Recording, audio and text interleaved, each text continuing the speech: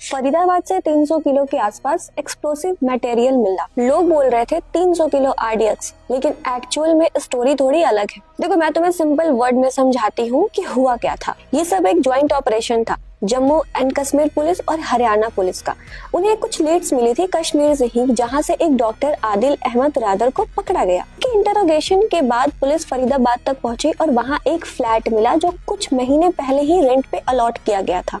जब उस फ्लैट को सर्च किया गया ना, तो अंदर बॉक्सेस, केमिकल बैग्स और एक AK-47 राइफल तक मिली। और सबसे शॉकिंग चीज, 300 to 350 किलो के करीब एक्सप्लोसिव सब्सटेंस। और पुलिस कह रही है कि वो आरडीएक्स नहीं बल्कि अमोनियम नाइट्रेट जैसे हाई ग्रेड एक्सप्लोसिव मटेरियल था। और इतनी क्वांटिटी सिर्फ किसी एक ब्लास्ट के लिए नहीं होती, यानी कुछ बड़ा प्लान था या फिर एक पूरा टेरर मॉड्यूल एनसीआर के अंदर एक्टिव था। और सोचो, दिल्ली के बिल्कुल पास फरीदाबाद में अगर ये मटेरियल यूज हो जाता तो कितना बड़ा नुकसान हो सकता था। कुछ रिपोर्ट्स में ये भी लिखा गया है कि वहां से castor oil type castor bean based material भी प्राप्त हुआ है। अब ये क्या होता है, ये हमें समझना ज्यादा जरूरी है।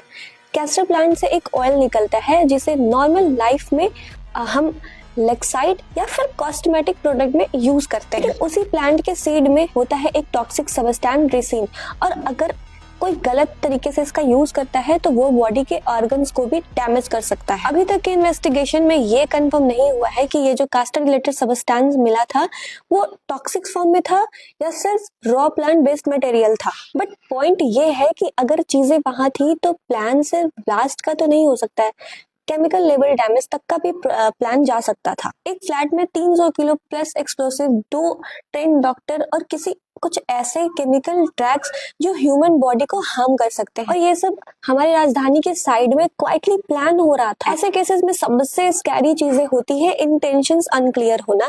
क्या ये लोग किसी फेस्टिवल अटैक का प्लान कर रहे थे, या ये किसी पॉलिटिकल या रिलीजियस टारगेट को फोकस कर रहे थे, या फिर ये सिर्फ रॉ मटेरियल इकट्ठा करके किसी और ग्रुप को देने वाले थे। अभी पुलिस इस पे काफी डिटेल इन्वेस्टिगेशन कर रही है और सुना है एनआईए ने कि नेशनल इन्वेस्टिगेशन एजेंसी भी इसमें इन्वॉल्व हो सकती है, क्योंकि मैटर नेशनल सिक्योरिटी से डायरेक्टली लिंक्ड है। फरीदाबाद से दिल्ली, नोएडा, गाजियाबाद सब कुछ 1 आवर्स रेडियस में होता है। एक ब्लास्ट या एक chemical exposure thousand of lives affect कर सकता था। ये सिर्फ एक क्राइम नहीं था, ये एक प्लान रजिस्टर भी बन सकता था।